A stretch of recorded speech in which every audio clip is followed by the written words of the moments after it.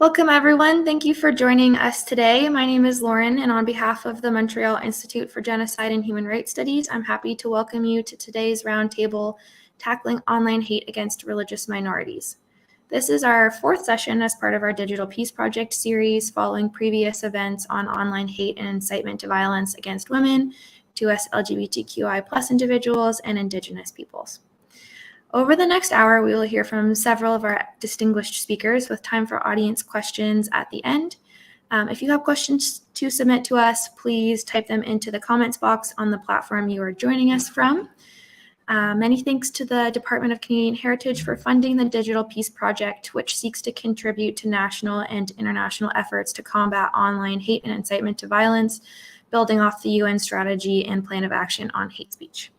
Without further ado, I'd like to pass it over to our moderator, Akash Maharaj, who is an ambassador at large for the Global Organization of Parliamentarians Against Corruption. Akash, over to you. Thank you very much, Lauren. And thank you to Migs for organizing today's conference and for starting almost unnaturally on time. You're very punctual. Although we cannot see the audience directly, hello to everyone who has taken the time to join us and to be part of this conversation. Today, we will be discussing tackling online hate against religious minorities. I think all of us who are, of course, participating in an online exercise now recognizes the power of online communications and in particular social media to bring people together across vast distances and to assemble communities of interest that might otherwise be isolated from one another. The rise of online communications has been one of the great advances in the human condition. Equally, though, that power has, just as it has served the higher ambitions of the human race, also served the lower impulses. We have seen online communications being used as a way to foment hatred, animus, fear, and adverse, indeed violence against minorities of all kinds. We're here to discuss how that dynamic particularly affects religious communities. How has online hatred manifested itself against religious communities? What are our responsibilities as Canadians and as participants in social media to combat it? What does the future hold? And is this a good thing or a bad thing? How are we likely to develop as a society and as a world? And has the rise of online hatred against religious minorities, is it a product of social media and online communications? Or is it merely that social media and online communications have revealed dynamics that were already percolating under the surface in our own societies? To discuss these and other questions, we have a highly stellar panel who have joined us today, and we are grateful to all of them for setting aside some of their time to share their insights and wisdom with us. We are joined by Emmanuel Amar, Director of Policy and Research for Quebec for the Centre for Israel and Jewish Affairs, by Amira Algowabi, Canada's Special Representative on Combating Islamophobia, by Louis Audet-Gosselin, the Scientific and Strategic Director at the Centre for the Prevention of Radicalization Leading to Violence, and by Jennifer Trejo, a Senior Legal Advisor on Freedom of Religion or Belief and Equality Project at the University of Essex. Welcome to you all. We'll begin with Emmanuel Amar from CIJA. Welcome to this discussion. Please begin by sharing your views with us. Thank you. Thank you very much for this introduction, and thank you for the opportunity to join this very important roundtable discussion today. My name is Emmanuel. I'm representing the perspective of the Center for Israel and Jewish Affairs, CIJA. CIJA is the advocacy agent of Jewish federations across Canada. Our mission is to preserve and protect the quality of Jewish life through advocacy. And we have been actively involved in combating online hate for close to a decade. So we're always very happy to be involved in initiatives such like the one today and the global project. Let me start by perhaps giving some numbers to put things into perspective with regards to what we're facing in terms of challenges hate towards our community, and with a lot of it also happens online. The Jewish community represents 1% of the Canadian population, but is the target of 14% of hate crimes reported by police. And when we examine Statistics Canada data on police-reported hate crimes from past few years, we noticed that the Jewish community is still the most targeted group for religiously motivated hate crimes. If we take the example of data from 2021, which is the latest set of data available from StatCan, Jews then accounted for 55% of all religiously motivated hate crimes in Canada, right? So 1% of the population, 55% of all religiously motivated hate crimes. And if we look at online anti-Semitism, it takes many forms, including Holocaust denial, promotion of stereotypes and tropes, promotion of contemporary Jew hatred. If we go a quick search online on all these platforms, the post and the nature of the post that we can see is quite scary. And we know firsthand that online harms has real-world consequences. Bullying, exclusion, and discrimination of individuals, and attacks on community and religious institutions. We have definitely seen an increase in the last few years of anti-Semitic and hateful content online. I'll just give a quick attention to a report from the Center for Countering Digital Hate, which found that on average, 84% of reported anti-Semitic social media posts on Facebook, Twitter, TikTok, Instagram, and YouTube did not generate responses from the platform. However, the posts for that study, they studied 700 social media posts. These posts were viewed 7.3 million times. So the magnitude of these numbers are scary because we know that they can have very severe impact on vulnerable individuals that might be viewing them and getting radicalized online. And then they fall into a rabbit hole, specifically when we know that online violence can lead to offline violence. And I'll just say a few words on conspiracy theories, because we find a lot of those online, and there's a direct link with conspiracy theories and anti-Semitism. And I think it's very central to part of the theme of today. We'll notice a persistence of anti-Semitism and conspiracy theories related to the myth of global Jewish conspiracy, or Jews controlling the media, the economy, the government, or other institutions. Or you might have heard of the Great Replacement conspiracy theory, which is also rooted in anti-Semitic beliefs. And anti-Semitism is present in all extremist political groups, from far right to far left. But often using anti-Semitic conspiracy theories, radicalized groups are therefore not the only source of anti-Semitism, but they're a great concern to Jews in Canada, because these groups promote ideologies that then turn rhetorical hatred into active violence. A special attention must really be given to the spread of hateful radical content.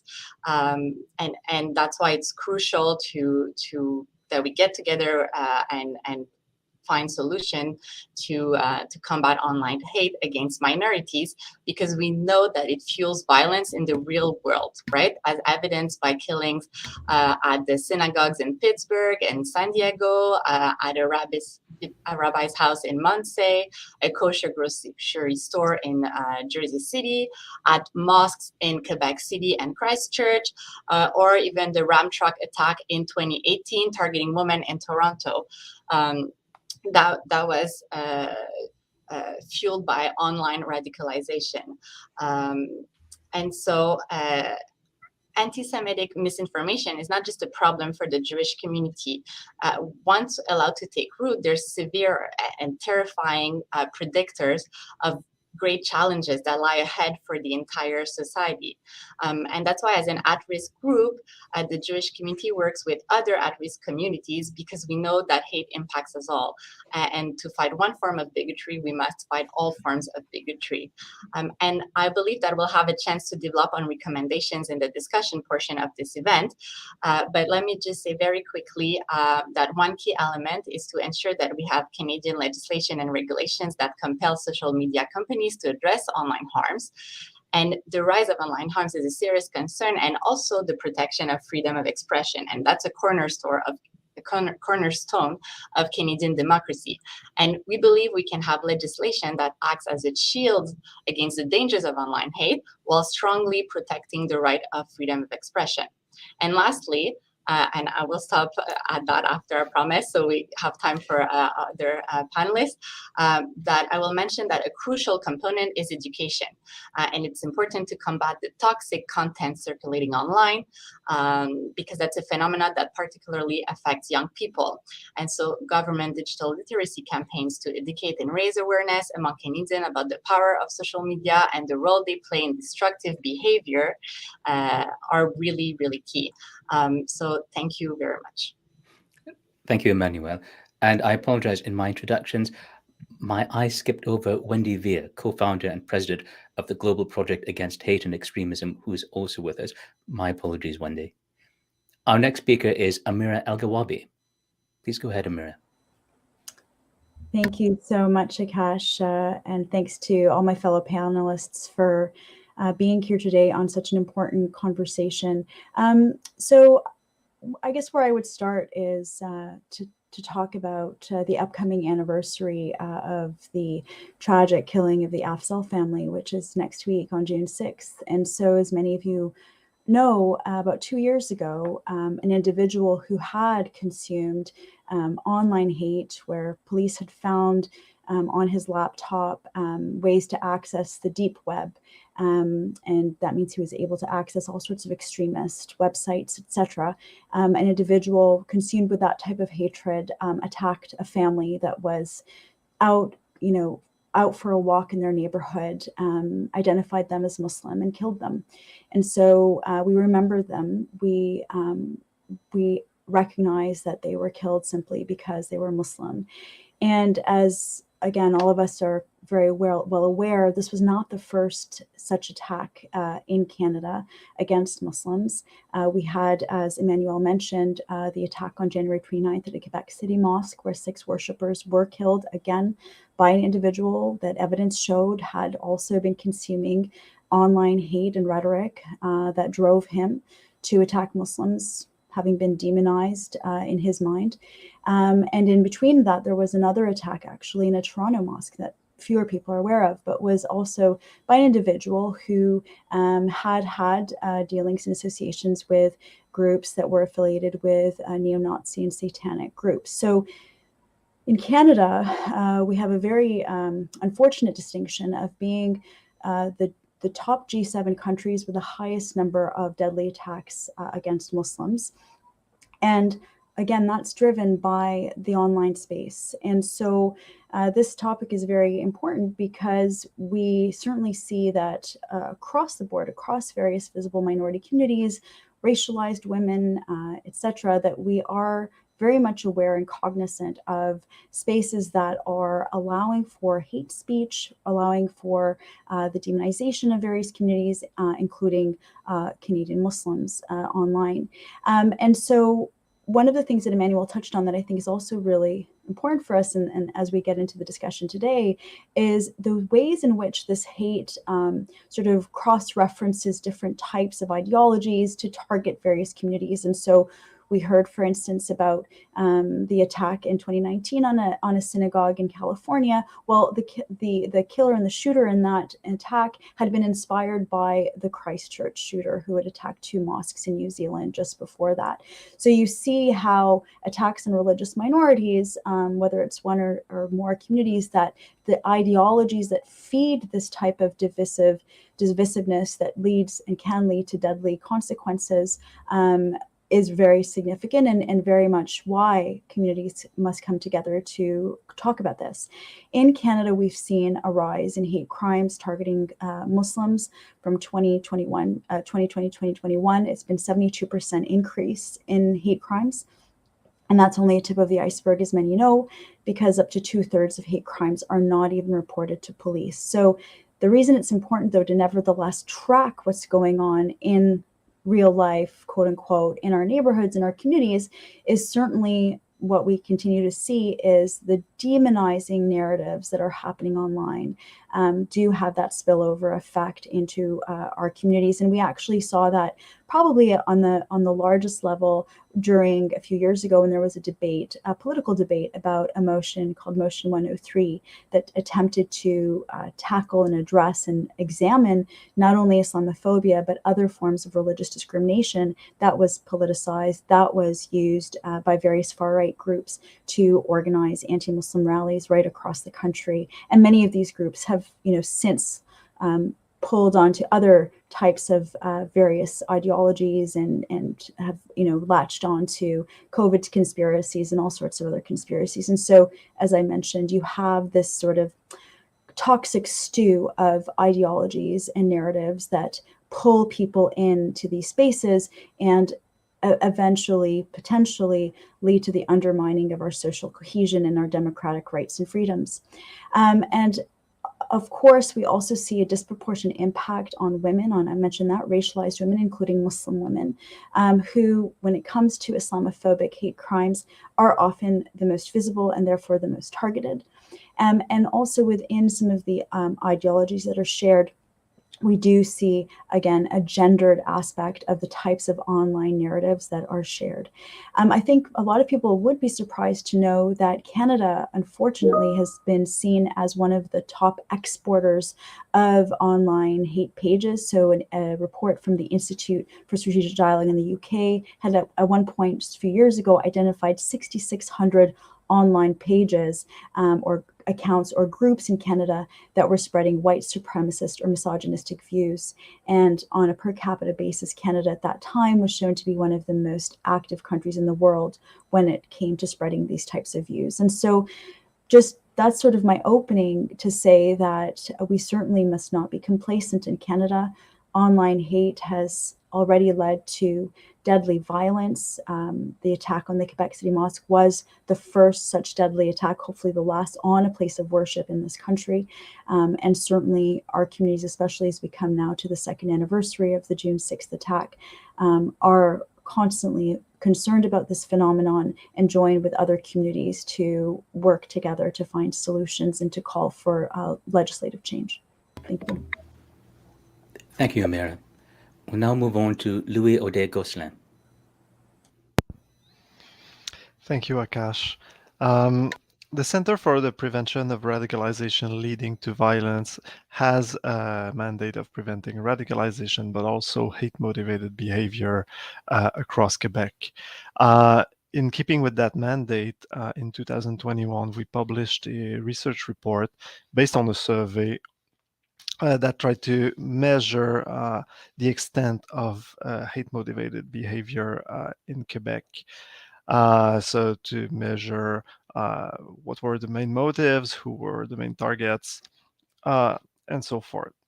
One of our findings was that being part of a religious minority increases your risk of being subjected to hate-motivated acts by over, have over 2 times more chance of being a victim. This is probably an understatement since our definition of religious minority were people practicing a religion other than Catholic, so that was in the Quebec context, but half of that demographic was Christian, non-Catholic Christian, which in other parts of the country would not be considered as a religious minority. So my gut feeling is that if we would target Muslims or Jews or other Muslim or other religious minorities, the risk would be much higher. Another finding is that religious motives for hate motivated behavior was very prevalent online. That was something that came out of the report. And another disturbing element is that victims and witness of hate motivated behavior found that overall online acts were considered as more serious than those committed in other spaces, which is at first glance counterintuitive, but might be connected to all sorts of factors, notably the level of violent discourse that is incomparable to what we found offline. Also, hate speech online tend to target whole communities instead of specific people. So the number of perpetrators of victims are much larger, which can be more stressful, which can lead to an increased feeling of insecurity for members of that communities, and so forth. So we are not done studying the impact of the online space and the online hate on our societies. I think it is something that is very important to tackle in the future. So several of our findings lead to renewed action on tackling hate motivated behavior and especially online hate. First, Emmanuel touched on that. There's certainly something to be done on the regulation sphere, since online hate is really pervasive, really invasive. You don't have to find to search very long to find Islamophobic or anti-Semitic comments, and the impact is the same, or as I mentioned, sometimes considered more serious than offline hate. Another key element is a call to everyone who has access to public speech in the country to understand that public debates most often lead to hate-motivated acts targeting the communities that are singled out by these debates. So debate about immigration, about the place of religion in society, about terrorism, about the Israeli-Palestinian conflict. They tend to lead to hate-motivated acts against religious and ethnic minorities here in Canada. So everyone who with a public forum needs to be aware of that and to place the debates in a broader context without singling out a specific community. And third, and I'll end up with that, respondents to our survey seem to not to know what to do with hate acts, hate incidents, hate crimes. That both victims and actors were very unsatisfied with what was available for them as a means to report or as a mean to find support for them and their close ones.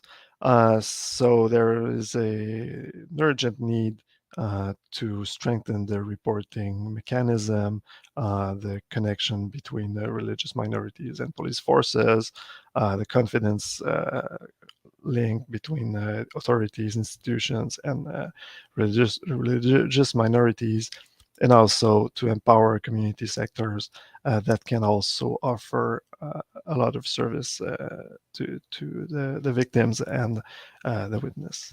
So I'll end up with that. Thank you. Thank you very much, Louis. We now move on to Jennifer Trejo. Thank you so much, both to Concordia and the Government of Canada for convening this timely and important discussion today. My name is Jennifer Trejo, and I work as a senior legal advisor to the University of Essex in the Religion and Equality Unit. At the moment, we have a project on countering Islamophobia specifically. But before I came to Essex, I was the senior legal advisor to the then UN Special Rapporteur, Dr. Ahmed Shahid. And during his mandate, he consistently mapped in all his reports concerns of the rise of online hate against different religious or belief communities, especially minorities around the world.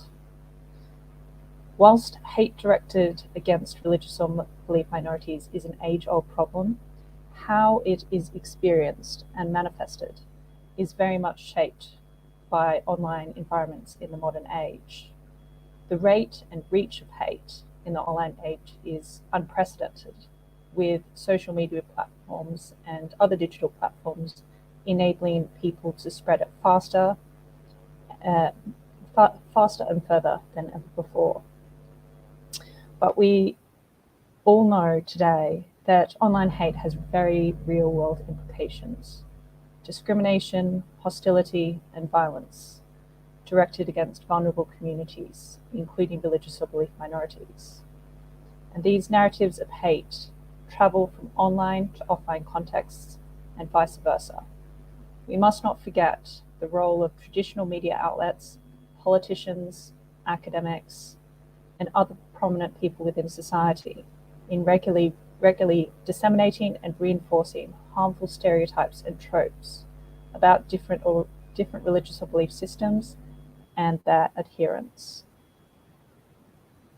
One common theme is that these hateful narratives are both born from and tap into people's intolerance and fears, typically where they have no prior engagement or understanding of their affected community. It's often seen as a politically expedient tool to externalize a population's fears and anxieties onto vulnerable populations as a convenient scapegoat, whether they are religious or belief minorities, migrants, refugees, and others. I would also echo the concern over the rise of conspiracy theories on these platforms and the need to understand intersectional experiences of online hate, including religious or belief minorities, people with different racial backgrounds, disability, gender, and so on. And if there are a number of factors that can compound and influence how someone experiences online hate, with women from religious or belief minorities typically experiencing sexualized language and threats on these online platforms. I would also observe that with these online hateful narratives, there is typically an uptick in their prevalence around political events like elections, comments by public figures, and even attacks on the targeted communities themselves. However, within international human rights law, there are grounds for states to restrict the right to freedom of expression and freedom of religion or belief in a certain number of limited circumstances. Now, this has a high threshold so as to prevent the state from arbitrarily restricting these fundamental rights. Limitations must be imposed for permissible reasons, clearly articulated in law.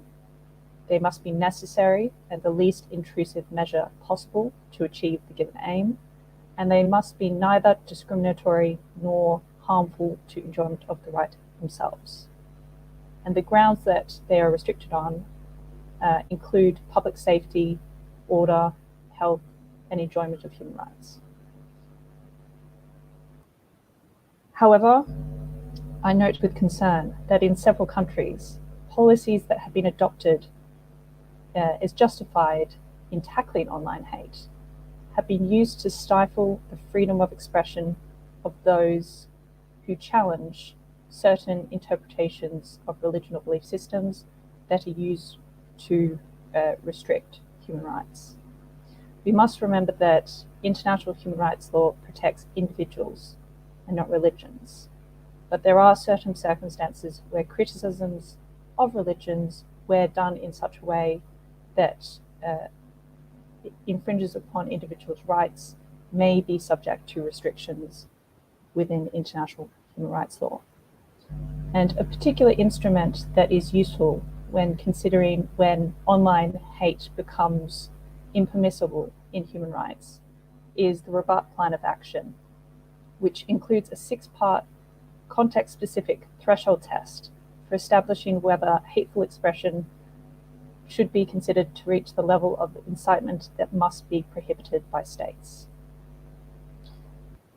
I'm going to briefly mention 3 solutions or avenues when it comes to online hate, and I'm happy to elaborate on them later. Firstly, the importance of developing counter-speech and counter-narratives, expressing solidarity with those who are affected. And here there is a role for states, including Canada, to signal to a community that they are both seen and that concerns are heard.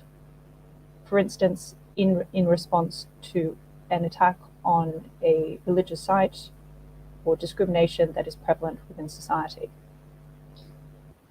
Secondly, allyship across different religious or belief communities, all communities, communities of all faiths and none, working together to tackle the root causes of intolerance and hatred.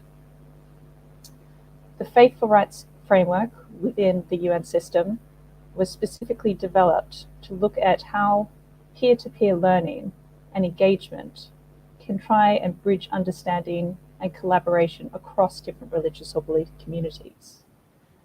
We need to engage diverse stakeholders, as demonstrated by the other speakers on this call today: parliamentarians, religious or belief leaders, educators, social media influencers, and so on, to try and move towards having systemic and societal change in order to tackle online hate effectively. And finally, I would emphasize the importance of having accessible mechanisms for reporting and monitoring of online hate against religious or belief communities. There are a number of fantastic civil society organizations who are already doing important work within this space. And I encourage you to look into their work further, and the state of Canada to look also at supporting them. Thank you. Thank you, Jennifer. And now on to Wendy VA from the Global Project Against Hate and Extremism. Wendy?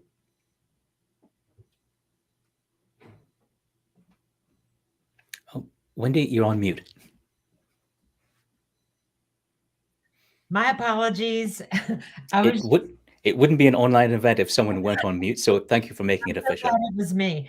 I just want to thank everybody for having me today, and to just really echo all that we've heard so far. It's so wonderful to see how many allies we have out there that recognize the problems that we're facing with religious discrimination in the online space.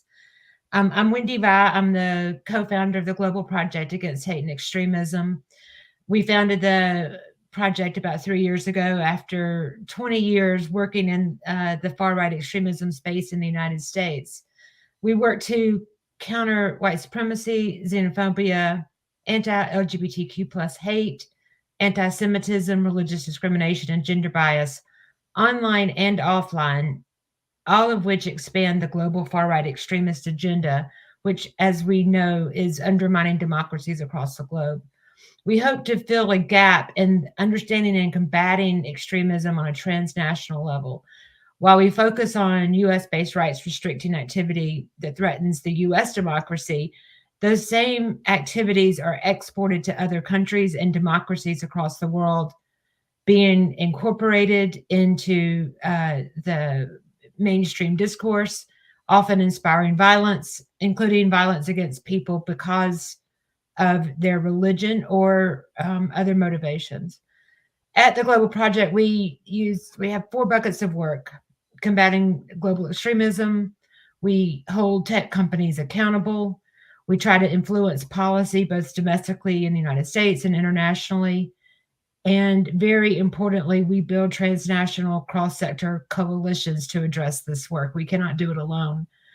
At the Global Project, we specifically believe that it's not the people that are polarized, but our politicians and the online content that is polarized. And that the sort of the cordon sanitaire of acceptable speech and initiatives, even of 5 years ago, that used to be an uncrossable line, needs to be reestablished to push far-right extremism back into the fringes. And we believe that social media has played a pivotal role in the collapse of that line that people used to not cross. Our work combating online religious hate has focused largely on anti-Muslim and anti-Semitic content in the US and in other countries. This hate speech and the conspiracy theories, like was mentioned earlier, the Great Replacement, which is both anti-Semitic and anti-Muslim, is often pushed by neo-Nazi and other hate groups online. It makes its way into the mainstream political discourse, ultimately resulting in a rollback of rights from multiple communities, and then, of course, an increase in hate incidents. And within that, we've also focused on how hateful political speech and how politicians globally are impacting the growth of this online hate speech, and how the tech companies outright refuse to address the problem in some cases. Politicians are given exceptions to the rules, all the community standards. And in one of our reports, we documented how Facebook actually purposely helped these politicians in their campaigns, in messaging, and to get them elected. Some of these examples are names that you've all heard: Modi in India, Bolsonaro in Brazil, Geert Wilders in the Netherlands, Zemmour in France, and then, of course, countless US politicians. And all of them use the idea, first, they're all anti-Muslim, rabidly so, and they blame refugees for a breakdown of their own country's societies. For example, you may have heard of Rasmus Paludan out of Denmark, who is a MP there and is known for having Quran burnings in front of the embassies. For example, he recently went to Sweden and burned a Quran in front of the Turkish embassy, which caused an international incident. The United States, Turkey, and Sweden all issued travel warnings and encouraged their citizens not to go to Sweden. It's impacting Sweden's ability to get into NATO now. And while there is some legal action being taken against him, all of his content, the videos of him burning the Quran, the horribly offensive things that he's saying, are all readily available on Facebook and Instagram and Twitter, and the companies have decided not to address it. This is, in our view, it is irresponsible, of course, and is purposeful. Another situation is where Facebook has been told year after year after year, violent event after violent event, undermining of democracies, about how anti-Muslim hate is spreading on its platform. Again, with a refusal to adequately address it, ending up with situations like Myanmar and the oppression of the Uyghurs. And all of that said, because this is a global issue, we also try to get them to address these issues in non-English languages. This is a global issue, and most of the world does not speak English. And that is where most of the AI and trust and safety outfits focus their attention. So, as illustrated by everybody here today, the online weaponization of religious minorities is a key driver of online hate speech globally, which results in violence impacting us all. And we believe that the tech companies must accept the responsibility to protect people and democracy in accordance with the power that they have across the world. So thank you. Thank you very much, Wendy. We'll now have about 10 minutes of questions and discussion amongst the panelists themselves, followed by about another 10 minutes for questions from the audience. I encourage you, members of the audience, as we work through this last segment of our gathering, to think about the kinds of questions you would like to put to our panelists, to convey them via the platform that you are using to listen to this conversation. And our colleague Lauren will choose a representative sample of those questions for the final segment of this conversation. Jennifer, I will begin with yourself as the first speaker in our group. You mentioned that Jews make up a very small percentage of Canada's population, only about 1%, and yet account for perhaps the majority of religiously motivated hate crimes.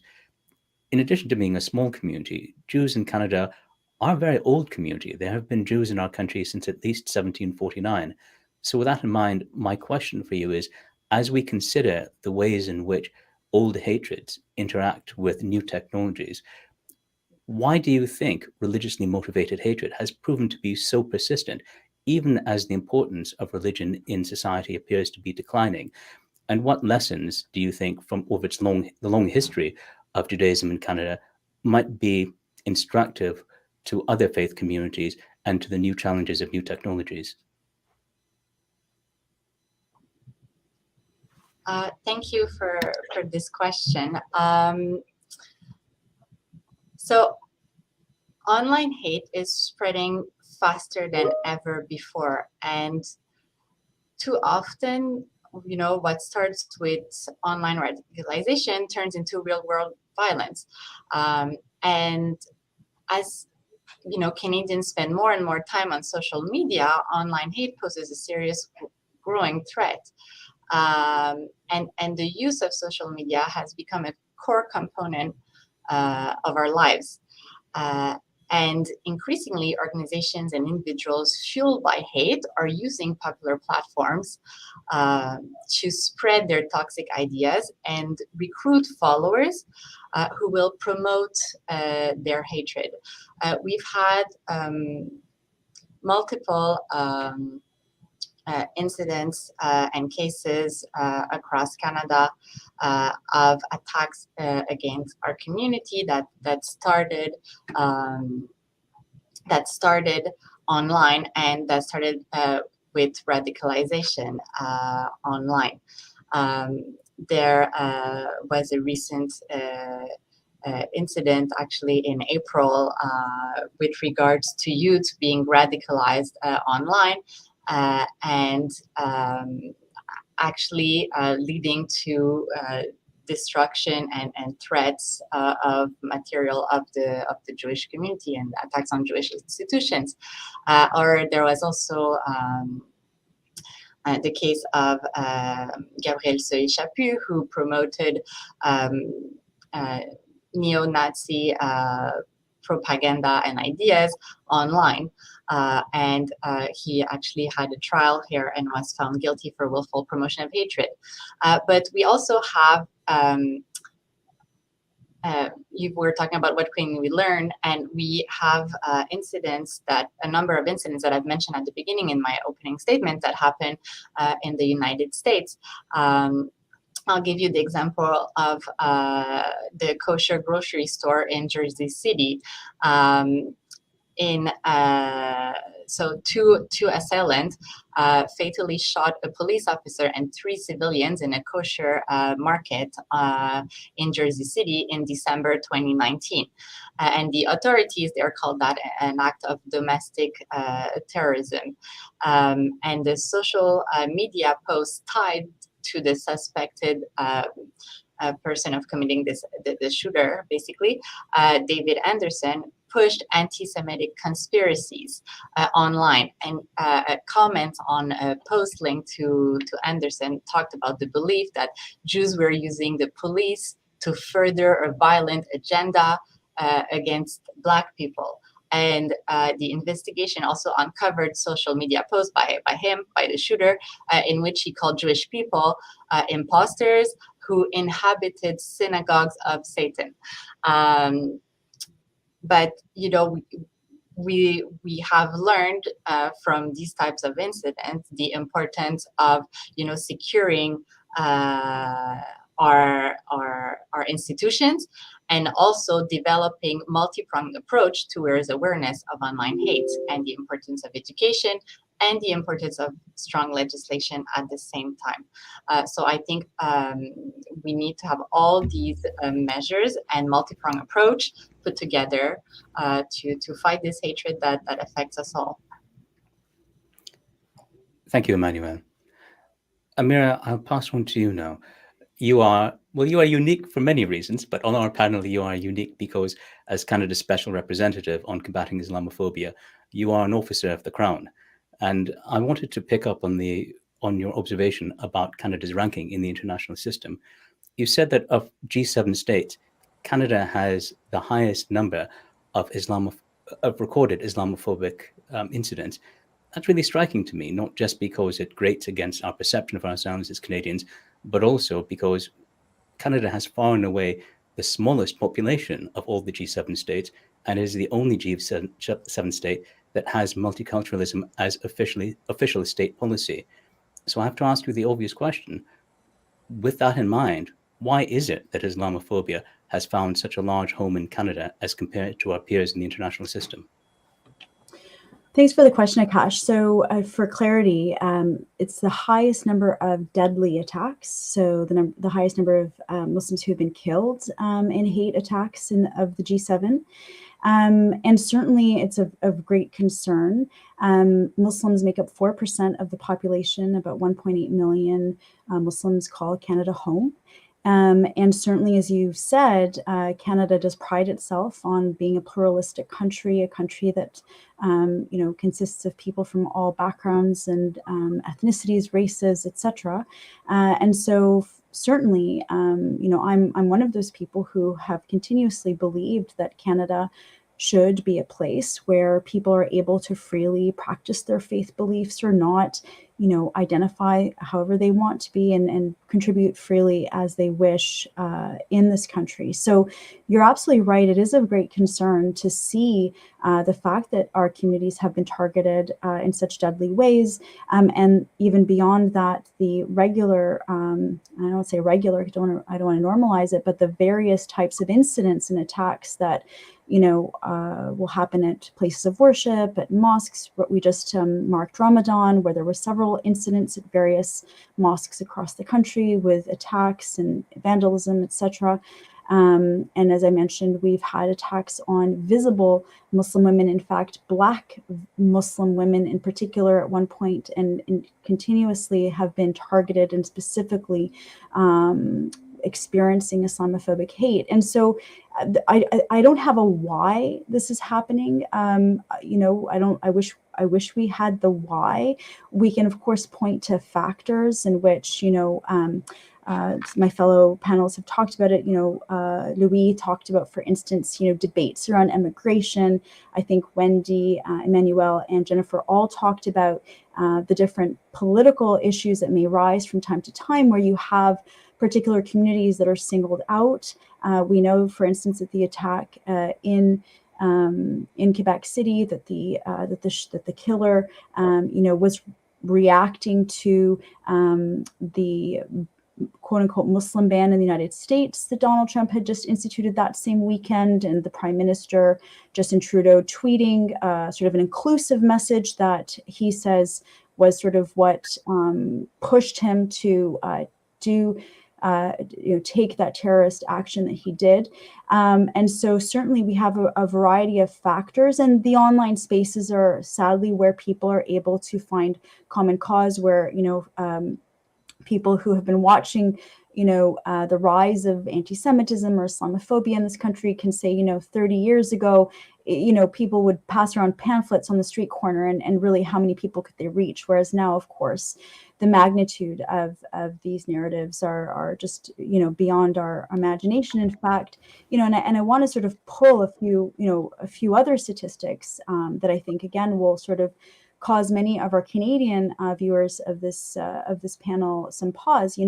We've actually seen in this country some of the largest numbers of perpetrators accused of hate crimes have been between the ages of 12 and 17. So Statistics Canada at one point looked at a 10-year range and found that 23% of those accused were boys, 86% of them between those ages 12 and 17, which really begs the question, what's happening among young people? Sometimes people sort of mistakenly assume that these attitudes maybe are held by those with older prejudices and whatnot, but yet Media Smarts, a media organization that tries to promote media literacy among young people, actually did a survey and found that there are many online environments that are popular, for instance, with adolescent boys in Canada, that have fairly high, quote, baseline levels of racism, sexism, and homophobia. So again, going back to, I think, what everyone on the panel is really saying, is that there is this phenomenon that's impacting right across our society, young and older people. And the platforms, we've already heard about the platforms, potentially not only allowing some of these very hateful narratives to persist, but also the fact that, as we heard from whistleblower Frances Haugen from Facebook, some of the previous algorithms, we hope that they've been rectified, but would actually provide further attention and push out content that was making people angry, or creating that type of divisiveness and divisive response.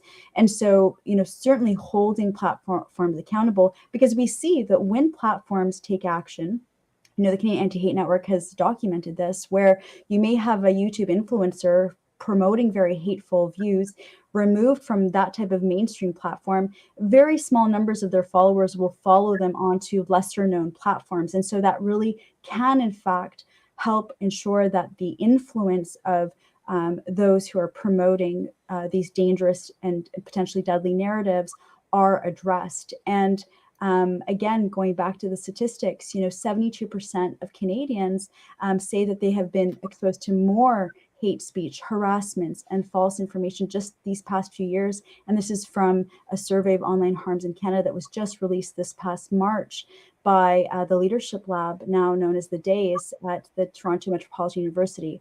So, don't want to take too much more time, but just to underscore that the situation remains very critical. And as I said, there is those advocates who are continuously looking to the federal government to take action on online safety, and we have heard that the government is working on that, but certainly ensuring that there's regulation of these spaces to address the danger of such hate speech to our well-being is addressed. Thank you, Amira. I'll ask Louis, you spoke of the work of the Centre for Prevention and Radicalization Leading to Violence, primarily in Quebec. Quebec, along with Nunavut, are unique or alone as members of our federation, where a majority of the populations are linguistic minorities in our country. My question for you is, has that status, that social awareness that in Quebec, the province's majority is a minority within Canada and a very small minority within North America, has that shaped or influenced the way the political class in Quebec and the majority of the population in Quebec has itself seen minorities within that province? Has it made them more or less sympathetic? And does that provide lessons or a different perspective on the question of the way religious minorities are perceived across Canada? Thank you. This might be a bit of a delicate question. Quebec is a distinct society in many ways in North America, and the ways debates are made here are different than what we see elsewhere in the country. And yes, the feeling of being like a minority that could disappear is certainly something that is in a lot of people's mind. And hate motivated actors know that, and they tend to play on that register to make multiculturalism as a form of a scarecrow, and to mobilize against minorities. That so the Emmanuel mentioned the Great Replacement theory, that the federal government would be planning to drown the French Canadian population with immigration. So this is a bit of the background where we need to work, which is not to say that Quebec is more hateful or more racist than other places. Is that the debates are a bit different, and that identity question certainly plays into the field. And also that prevention efforts that are international or pan-Canadian often tend to not understand the cultural context of Quebec, which cause some rejection from part of the population. So these are contexts where these are the contextual factors that need to be taken into account if we do prevention in Quebec. That's why local-based organizations are really crucial to lead that prevention efforts. Thank you, Louis. Jennifer, you spoke to the relative effectiveness of the spread of hatred online to the extent that it taps into existing fears and insecurities within the populations. That is to say that hate can spread quickly online, not because it is a new phenomenon online, but because it catalyzes existing trends within society. I suppose my question for you then is, if that's the case, why is it that narratives of hate have proven so virulent and countervailing narratives of inclusion and pluralism appear not to have spread so quickly? We've heard many people on our discussions talk about the power of online communications to accelerate hatred. Why is it not accelerating inclusion to the same extent? Well, thank you so much for that fascinating question. Studies have shown from various social media platforms that negative messages of hate, in fact, spread far quicker. They're far more viral in nature than positive messages of, say, inclusion and so on. And often those messages of inclusion typically have more nuance behind them, as if there's a particular soundbite or a thing that a politician, an influencer has said that really grabs their attention, and maybe it's disinformation, maybe it's a very targeted clip, that will often have far more viral spread than some of these more nuanced and nonetheless important messages. And that's what makes countering speech is so important, that it's sustained on these platforms and to keep giving it a high profile. However, there is a particular challenge that comes with monitoring some of these platforms, insofar as algorithms might not be able to delineate between hate speech and speech that is countering the hate speech. And so when we think about content moderation, we also need to engage digital and social media companies effectively so that we have that more nuanced approach, and we do have the appropriate space for the targeted communities to have these conversations and to develop effective counter speech. Thank you, Jennifer. Finally, Wendy, I will combine a question from the audience with a question of my own. You talked about the work of the Center for the Global Project Against Hate and Extremism being based in the United States, but having global ambitions and kindling a global mandate. There's no denying that the United States, as the home of most of the large global social media platforms, is the one country and therefore the one society whose decisions tend to ripple the most across our world. With that in mind, do you have thoughts about the kinds of measures that you would like to see the government of the United States take, and governments in other countries, to try to bring greater democratic oversight and democratic restraint to the actions of these platforms? Emmanuel said to us at her opening remarks that 84% of anti-Semitic posts go untouched on social media platforms. One of our questioners has said that 99% of hate speech posted by Twitter Blue users are left up. And indeed, under the national laws of the United States, Section 230 absolves social media platforms of any liability for any material other than criminal material that is posted online by their users. What would you like to see the government of the United States do to try to bring some accountability to this, to match the levels of freedom that we are seeing? And what do you think governments and societies in other countries ought to do? Thank you for that question. That is a complicated situation. The United States, as you said, is the home of these companies. It's also sort of what has created the culture of these companies, and yet we do not have any mechanism to force the companies to do what they should do. All we have is public pressure. And so what I would like to see done is legislation in the spheres where our government can legislate on privacy and on exploitation of children and on criminal, or the planning of criminal activity online. Some of those things could possibly be legislated, but given the situation and the fact that it is not likely to change, we are currently relying on public pressure from our elected officials, corporations, civil society, the general public, to encourage or persuade or pressure the companies to do what's right. And at this point, what we want them to do is to follow their own rules, because the truth is that all of the companies, except that Twitter is certainly backsliding, the main companies have policies sufficient to address online hate speech. It always comes down to the enforcement. And I think Jennifer mentioned the algorithms. And one other thing about the algorithms is that they learn to promote that negative content, as she mentioned.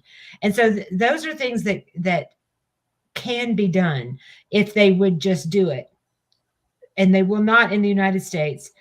Right now, the DSA, which is going into the Digital Services Act in the EU, is going into effect in August. We hope that it will be worth the company's times to, as they begin to follow the rules in the DSA, as they begin to implement it across the EU countries, that they will at least do the bare minimum in other countries. I have little hope that will happen because of the language issue. So I can tell you what I wish that our government would do. They cannot do it because it's so polarized, but there isn't a good answer. Right. So I think that is why it's such a global issue. Thank you very much, Wendy. And I think that's an appropriate note on which to wrap up the idea that while legislation and regulation have important roles to play, the most important role is the setting of social norms and the activism of ordinary people. We've all talked about the pernicious speed with which hatred spreads online against religious minorities and the extent to which online communication provides fuel to the fire of hatred as well as a medium for that hatred to spread. But I, at least for my own part, remain something of a pathological optimist. I do think that the vast majority of people across the world are fundamentally decent human beings, even though we are often sometimes trapped in indecent circumstances. But it does sound to me as if all of you have agreed that while there are many approaches to addressing the spread of hatred online, one thing that is common in all societies and all places is that the majority of us who have no truck or trade with hatred have an ethical obligation to speak up, to counter the hatred that's coming through online channels, and to demonstrate to ourselves and to the world that we are the many and they are the few. I would like to very much thank all of our panelists who have joined us today. Again, Emmanuel Amar, Director of Policy and Research for the Center for Israel and Jewish Affairs in Quebec, Louis Odette Gosselin, the Scientific and Strategic Director at the Center for the Prevention of Radicalization Leading to Violence, Amira Algowabi, Canada's Special Representative on Combating Islamophobia, Jennifer Trejo, Senior Legal Advisor for the Freedom of Religion or Belief and Equality Project at the University of Essex, and Wendy VA, co-founder and president of the Global Project Against Hate and Extremism. And before I pass it back to our colleagues, I do, of course, want to give a special thank you to Lauren Salim, the project leader at the Montreal Institute for Genocide and Human Rights Studies, as well as the Institute itself and Concordia University, in which it is situated, for calling this panel together, organizing it, putting in the enormous amount of work that happens in the weeks and months beforehand to make it possible. So thank you, Lauren, and thank you to Migs.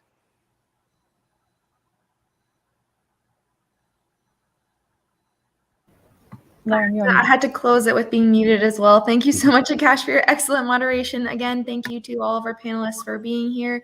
If you're interested in learning more about the Digital Peace Project or our other upcoming events, please go to the MIGS website, Montreal Institute for Genocide and Human Rights Studies, and sign up for our newsletter. Thank you again. Bye.